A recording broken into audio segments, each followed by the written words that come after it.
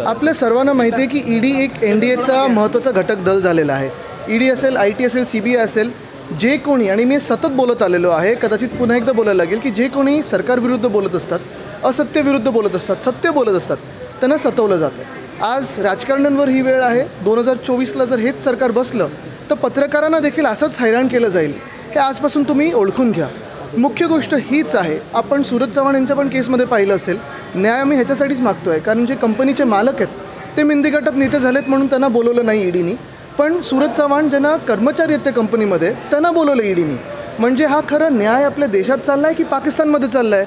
पाकिस्तानमधली हुकुमशाही आपल्या देशात आली आहे का, हा प्रश्न विचारणं महत्त्वाचं झालं आहे। आज अमोल कीर्तीकरांना देखील नोटीस आलं आहे। होणार ना, अमोल कीर्तीकर आहेत, सूरज चव्हाण, आपण पाहत असाल हे दोघं त्या कंपनीमध्ये कर्मचारी म्हणून काम करतात, पण जे मालक आहेत संजय माशेलकर ते मिंदी गटात आहेत। मग त्यांना कोण विचारणार? त्यांना ईडी विचारणार आहे की नाही, अटक करणार आहे की नाही, की ईडी एकतर्फी कारवाई करणार आहे? आम्ही आता न्यायदेवतेकडे न्याय मागत आहोत की हे त्यांनी बघितलं पाहिजे आणि ह्याच्यावर आम्हाला न्याय देणं गरजेचं आहे, नाही तर आपला देश हा हुकुमशाहीच्या राजवटीने चालवला जाईल। ही एक गोष्ट झाली, पण जसं सूरज चव्हाण आहेत, रोहित पवार आहेत, अमोल कीर्तीकर आहेत, तसं किशोरीताईंना हैराण केलं जातं आहे, तसं वायकरजींना हैराण केलं जातं आहे, राजन साळवीजींना हैराण केलं जातं आहे, आणि सगळ्यांना हेच सांगितलं जातं आहे की आमच्यात या, म्हणजे भाजपात या किंवा मिंदी गटात या, नाही तर तुम्हाला आत टाकू। ही आज देशातली परिस्थिती झालेली आहे आणि हे नुसतं आपल्या राज्यात नाही तर इतर राज्यांमध्ये पण झालं आहे। होणार ना, कारण परत ते सत्तेसाठी लढतात।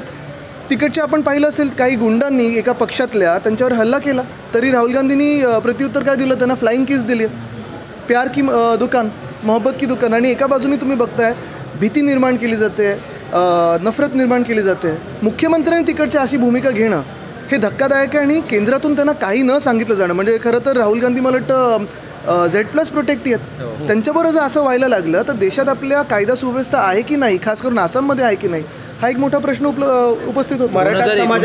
2019 साली शरद पवार झाले होते, त्यावेळेस मोठ्या प्रमाणात सहानुभूती देखील मिळाली होती, आता मोठ्या प्रमाणात देखील शक्ती प्रदर्शन केले जाते। स्वतः शरद पवार NCPच्या बाजूला प्रत्येक जणांनी याच्यावर रस्त्यावर उतरलं पाहिजे, कारण आपण पाहताय की ही लढाई आता नुसतं राजकारणी लोकांची राहिलेली नाही, ही लढाई लोकशाहीची झालेली आणि आपल्या सर्वांची झाली आहे।